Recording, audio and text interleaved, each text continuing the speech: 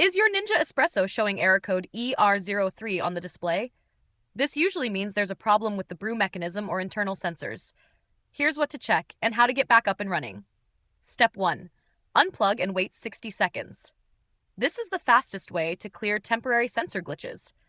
Let the machine sit, then plug it back in and check if the error resets. Step 2. Open and reclose the pod holder or portafilter. Sometimes ER03 is triggered when the brew group isn't fully closed.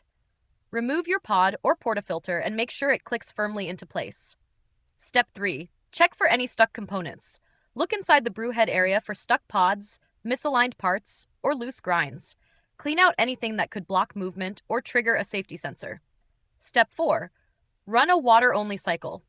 With no pod or coffee in the machine, run a full cycle to flush and reset the brew system. This can help clear internal blockages or reset pressure sensors. Step 5. Check for CLN message overlap. If the machine needs descaling and also gets interrupted, it can confuse the system and trigger an error. Make sure a cleaning cycle isn't required before retrying. Still seeing ER03? You may be dealing with a mechanical jam or a sensor failure.